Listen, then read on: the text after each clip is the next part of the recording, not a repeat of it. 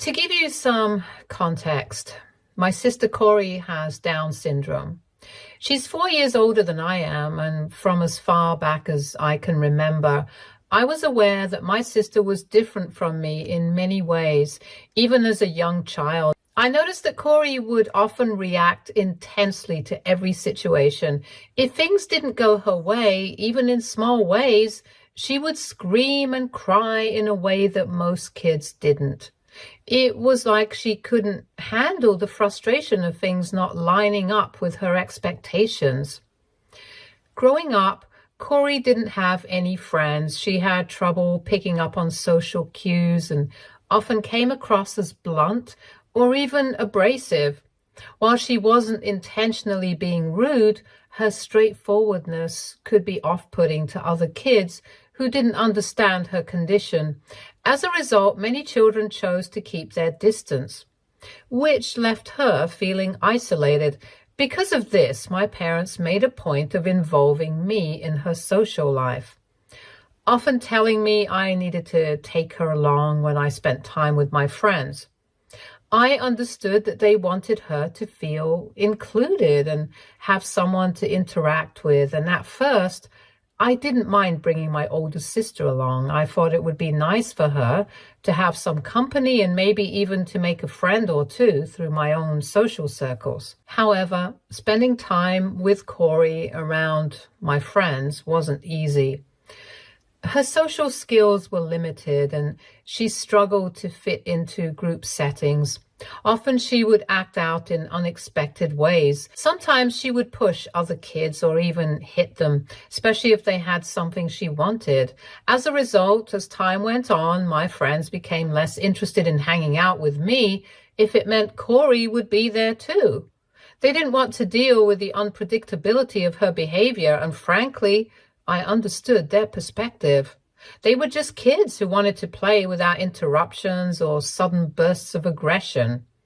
Corey's impatience and her tendency to lash out made things challenging for everyone, and I couldn't completely fault my friends for stepping back from those situations. I understand that as her sister, I had a role to support and be there for Corey, especially given her challenges. But honestly, I also needed space to grow, make my own friends, and experience life independently. Yet my parents never allowed me to just be me. Whenever I wanted to do something on my own or spend time with my friends without Corey, they would make me feel guilty for even thinking about leaving her behind. They'd say things like, "Sisters should stick together," or "You need to think about Corey, you're her sister."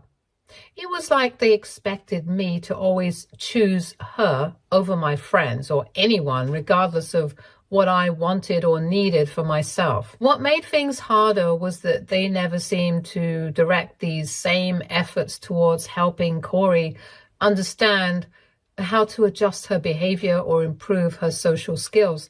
They never sat her down to explain why sharing or being gentle towards everyone might help her connect better with others. Instead, it was as though they simply accepted that I would fill in all the gaps in her social life. And so over the years, I became Corey's only friend by default. Don't get me wrong, I love Corey deeply. She's family, and I understand that none of this is her fault. I know she faces her own set of challenges every single day, and I can't imagine what it feels like to be in her shoes. But at the same time, do you know what it feels like to be the invisible child in a family? My parents' entire world revolved around Corey, with every decision, plan, and dollar aimed at making her life a little easier, a little more comfortable. Corey requires constant support and specialized care. Over the years, my parents have spent so much on her various therapies, including physiotherapy to help with her physical coordination, speech therapy to improve her communication, and occupational therapy to build her motor skills and independence. She also has routine checkups, medical tests, and evaluations that monitor her progress and keep her health in check. The level of care she needs is extensive and time-consuming, and while I completely understand its importance, it often felt like there was little room left for me. One of the unique challenges with Corey is her low impulse control, which makes boundaries almost impossible for her to understand. For instance, she has an obsession with the color pink, and she absolutely adores anything pink. If she sees something in that color, it's like an instant magnet for her, and she feels compelled to grab it, hold it, and refuse to let it go. It doesn't matter what it is, a pink wallet, a teddy bear, piece of clothing, or even someone else's cherished possessions. Once it's in her hands, she clings to it, and if anyone tries to take it away, she'll break down in tears and sometimes even having a full-on meltdown. This behavior has led to so many uncomfortable situations, especially when we're out in public. My parents often have to negotiate with people or even buy these pink items from complete strangers just to get Corey to calm down. I've watched them pay for all kinds of random pink things, sometimes things that hold no value to us, but mean the world to Corey in that moment. I get why they do it, and I understand that. For her, it's not just a want, it's almost a need that she can't control. But watching my parents pour so much time, money, and emotional energy into soothing her impulses and meeting her needs has made me feel, in a sense, overlooked. Also, my parents' approach to parenting Corey has had drastic consequences. Over the years, their way of keeping her content has spiraled into what I can only describe as a shopping addiction for Corey. It started simply enough. Every weekend, my parents would buy her something pink, whether a toy, a piece of jewelry, or some other trinket, to keep her happy and, in a way, to bargain for her cooperation throughout the week. My parents would tell Corey that she needed to be a good girl if she wanted them to let her have whatever it was she wanted, and she would quickly agree. What started as a temporary arrangement soon became a long-standing tradition in our family.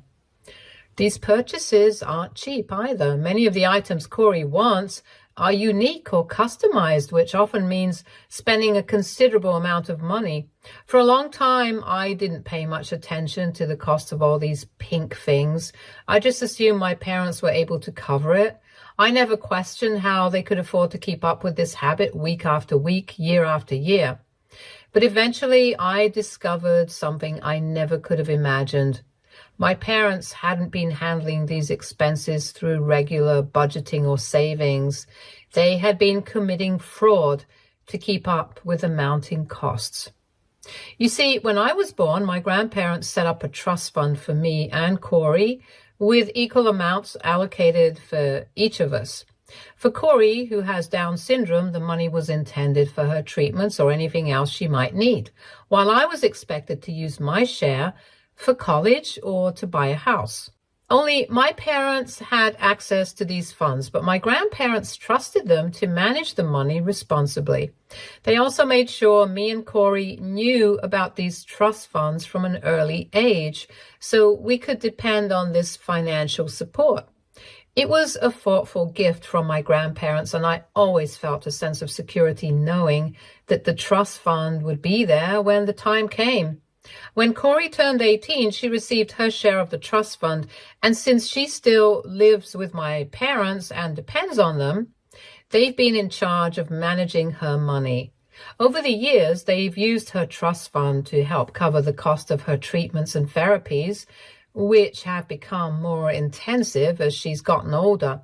The money has helped with everything from her medical care to supporting the resources she needs for daily living.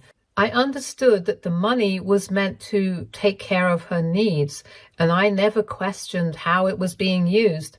When I turned 18, I naturally expected to receive my share of the trust fund as well, just like I was promised. I had plans for it already. I was going to use the money for my college tuition, and once that was taken care of, I planned to save the rest for any other expenses I'd face as I entered adulthood. I had my future all mapped out, and I was relying on that fund to help me build a stable path forward. But little did I know my expectations would soon be shattered. Last week, my grandparents threw a grand celebration for my 18th birthday. They had done the same for Corey when she turned 18. So I'd been looking forward to my own party for quite a while. They had invited everyone in the family. I felt genuinely happy, surrounded by the people I loved, and it was one of those days that just felt perfect. After the cake was cut, my grandparents made an announcement to the entire room. They shared how proud they were to see me all grown up now and going off to college, and that as their birthday gift to me this year, I'd be receiving the trust fund that they had set up for me years ago. The whole room broke into cheers and applause, with people congratulating me on this amazing gift. I felt this wave of excitement and gratitude wash over me as I hugged my grandparents in gratitude and thanked them for everything. But in the midst of all the excitement, I noticed my parents were the only ones who didn't look happy. While everyone else was smiling and congratulating me, my parents seemed almost indifferent. They stood off to the side. Their expressions looked strained, almost uncomfortable. I could see them exchanging glances, and though they didn't say anything, there was an awkwardness about them that was hard to miss. It struck me as unusual, but in the excitement of the party, I didn't think much.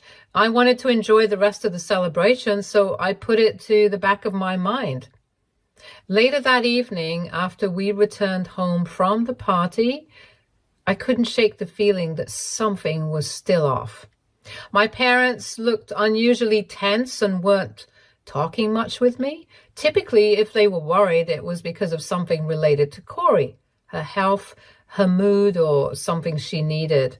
But that night, Corey seemed perfectly content, even happily playing with one of her new gifts. Sensing that there was more going on, I finally asked my parents if something was wrong. That's when my dad looked at me seriously and told me that he and my mom needed to have a private conversation with me. The tone of his voice immediately sent a chill down my spine. I could tell this was something serious. We sat down together in the living room, and they exchanged worried glances before my dad began to speak. He explained almost hesitantly that they weren't going to be able to give me my trust fund as my grandparents had intended. At first, I didn't fully grasp it, so I asked him to explain further. And that's when my dad continued, his voice filled with a mix of guilt and resignation, as he admitted that over the years, that they had used up all of Corey's trust fund on her, and when nothing was left, they had started to use money from my trust fund as well, since they had access to mine. With a deep sigh, he admitted that 90% of my trust fund was gone already, and there was hardly anything left anymore for me. I was taken aback as I processed what he just said. The money that was meant for my future, for my education, was gone. He went on to explain that most of it had been spent on my sister's shopping addiction and the various treatments she required. As his words settled in, a numbness crept over me. My mind raced trying to understand how this had happened without me ever knowing. They had used my trust fund without telling me to support Corey's expenses and habits. I asked them why they would even do something like this to me. This is when my parents began explaining themselves, their voices filled with defensiveness. They told me that taking care of Corey has been financially draining, but they had no choice but to do it for her. Her needs always come first. My dad spoke about the endless expenses, the therapies, treatments, and of course, the countless gifts she needed every week to keep her calm. I argued that they could have stopped buying her all those things when they realized that it was financially draining. However, they emphasized that for Corey, these items they bought for her weren't just luxuries. They were things that helped her cope, things that made her world a little easier to navigate. And that, they said, had been worth every penny, so they couldn't just refuse her. At that moment, I felt a surge of anger well up inside me. I asked them how they could possibly justify spending almost everything I had for my future without so much as a conversation with me. Did I not matter to them? My dad tried to calm me down, saying that I needed to understand what they had been going through. He talked about the pressure they'd felt, the sacrifices they'd had to make as Corey's caregivers, how exhausting it was to meet her needs week after week. My mom nodded, adding that Corey's condition required constant support, and sometimes that meant spending money in ways that might not be fair to me, but were necessary for her and her needs. Both of them felt that since I didn't have any of Corey's conditions, I had an advantage over her anyway, so I should not act so greedy about the money. I felt a tear of frustration roll down my face as I told them that I wasn't questioning Corey's needs or their decision to prioritize her care. I loved her too, but this was about the lack of honesty, the way they'd gone behind my back and used what was supposed to be my future without ever thinking I deserved to know. I told them that this trust fund had been my one sense of security, the one thing I thought I could rely on to start my life independently, and now it was practically gone. But instead of acknowledging how hurt and betrayed I felt, they started to gaslight me by turning the conversation around on me. They told me they were disappointed that I couldn't be more understanding, that as Corey's sister, I should recognize that sometimes sacrifices were necessary and that after all, we were all in this together. I was shocked that they expected me to simply accept it all like a fool, to understand that Corey's needs had to come before mine. No questions asked. I asked them why it was always Corey and never me. Did they not want me to do anything with my life? This is when my parents went on to share a plan they had envisioned for my future, one that revolved around taking over the responsibility of caring for Corey. They explained that they never really cared about my education since apparently it's not that important, and that all they expected from me was to step up and take over helping them with Corey's needs, both financially and emotionally. My mom looked at me with an expression that was part pleading and part resigned as she said, "You know, we're getting older and it's exhausting looking after Corey. We won't be able to do this forever, so we need you to step in." She went on to explain that they didn't mind if I went to a local college nearby instead of the college of my choosing. She just hoped I'd find a stable job as soon as I graduated so I can then take Corey to live with me, and then finally my parents could have some rest. Dad suggested how I could even start contributing financially sooner while I was still in college by working a part-time job and sending some money home to Corey. They said it would help Corey have some independence in her life by letting her buy whatever it is that she wants and allow her to maintain the lifestyle they provided to her. I just sat there feeling numb, trying to comprehend what my parents expected me to do. At that moment, I felt utterly betrayed and frustrated. This wasn't the future I had imagined for myself. It was as if my parents expected me to give up my own dreams and plans to seamlessly step into their role as Corey's caregiver without ever asking what I wanted for my own life. Finally, I yelled at them, my voice shaking with a mix of anger and hurt that had been building up for years. "Have you ever thought about what I want? Or am I just here to live for Corey? You never even thought to ask me what I wanted, did you? All these years I've been expected to just give, and now you're pushing me to be Corey's caretaker so you can rest. How is any of this fair?" My voice cracked as the frustration poured out. "You're making decisions for me without even considering what it means for my life. I can't just drop everything for Corey and pretend like my dreams don't matter." All of my bottled up frustrations came pouring out. Years of feeling overlooked, years of being told I needed to put Corey first, years of watching them cater to her every whim while I was expected to quietly support from the sidelines. My parents kept trying to convince me, saying that I should not be so self-centered and inconsiderate.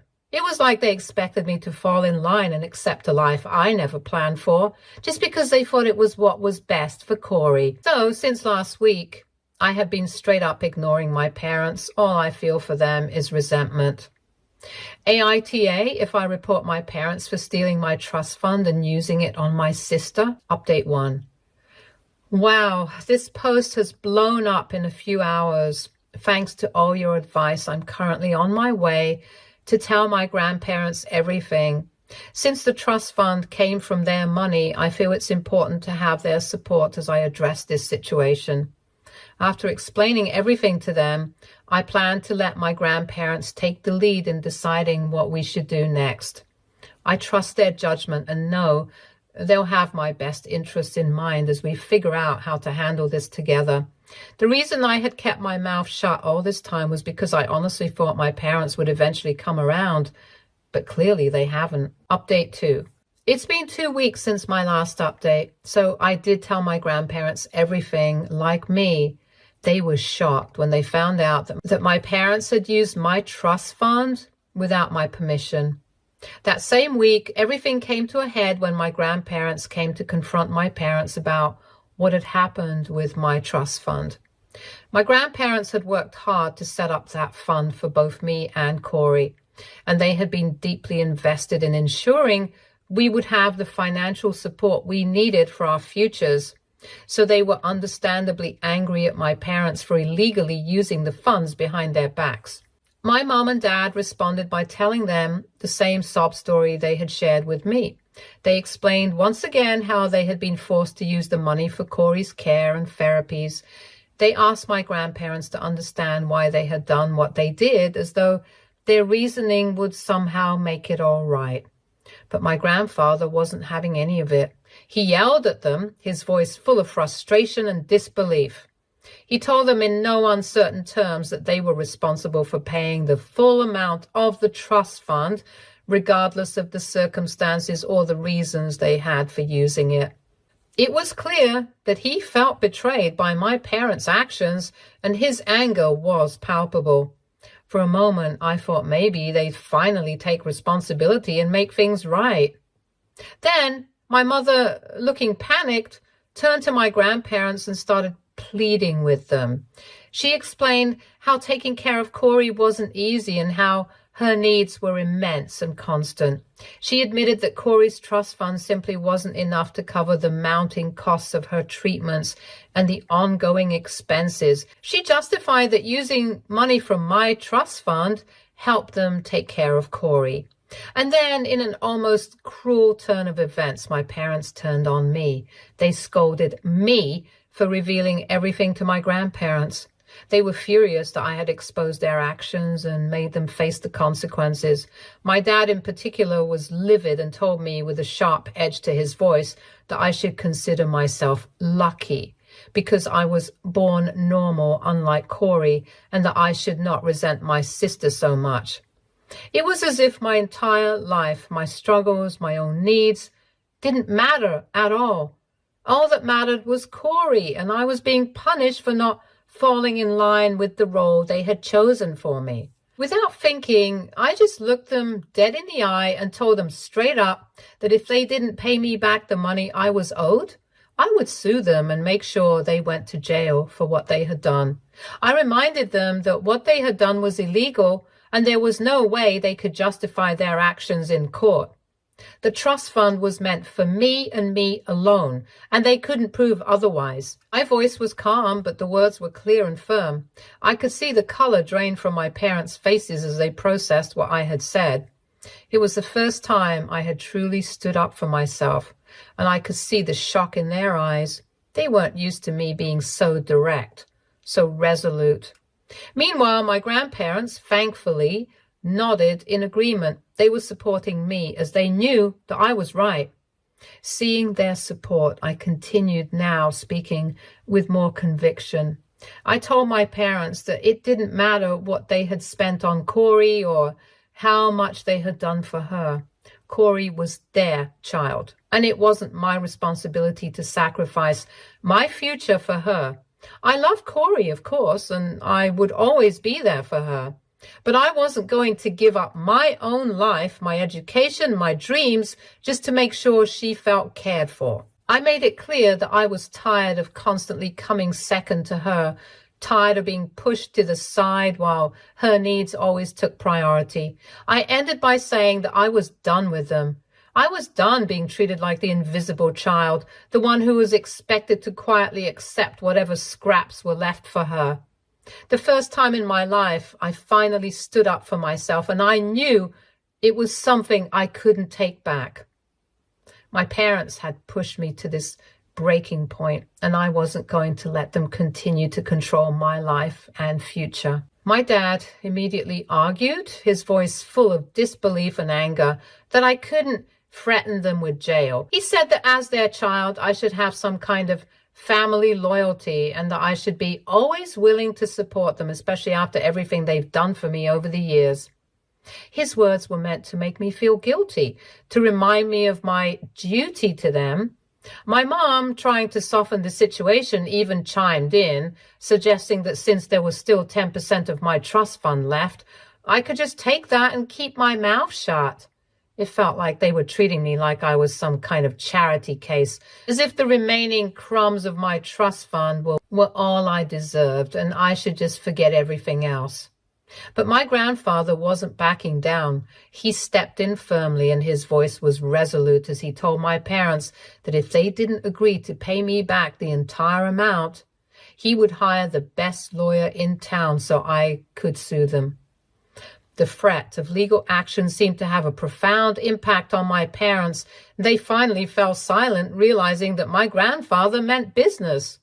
After a tense back and forth, they reluctantly agreed that what they had done was wrong. Still, they asked my grandparents for some time to think things over. However, the fallout didn't just end there.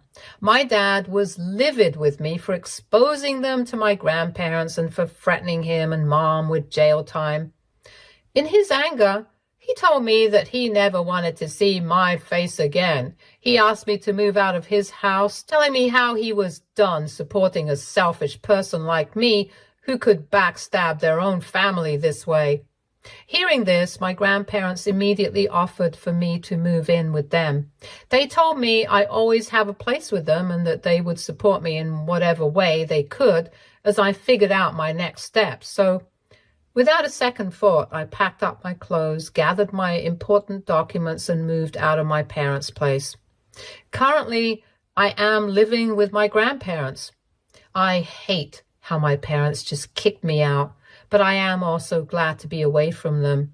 I miss Corey a lot. I know I have ruined my relationship with my family forever after what I did, but I don't regret standing up for myself. Update 3. It's been a month since my last update. My parents, after a lot of pressure and legal threats from my grandfather, finally signed an agreement that my grandfather's lawyer drew up. The terms were straightforward. Since they couldn't repay the full amount they had taken from me in one lump sum, they would make payments over the next 18 months. This would allow them time to pay off the debt gradually without causing a major strain on their finances all at once. The agreement, though, also had a critical stipulation. If they failed to make any payment on the agreed-upon date, or if they didn't follow through at all, both I and my grandparents had the right to take immediate legal action. This stipulation was a safeguard, a way to make sure they couldn't avoid paying me back. My parents are still furious with me. They blame me for everything that's happened, and it feels like they can't let go of the anger or shame they're carrying. They still don't understand why I took the steps I did and why I stood up for myself in such a drastic way. But despite their resentment, my grandmother has been reassuring me that none of this is my fault. She reminded me again today that I did what I had to do to protect myself and my future, and that I should focus on moving forward now, not looking back. As for Corey, I do see her from time to time. She misses me and I miss her too. She often asks my parents about me, and it's clear she doesn't fully understand the whole situation, but she knows enough to grasp that something major happened between us. She's aware that I'm not around as much anymore and has picked up on the fact that my parents did something that hurt me. It's heartbreaking to not be able to make her understand how dreadful our parents are. Despite everything, I will always be there for her. Stay tuned for more stories from our girl relationships.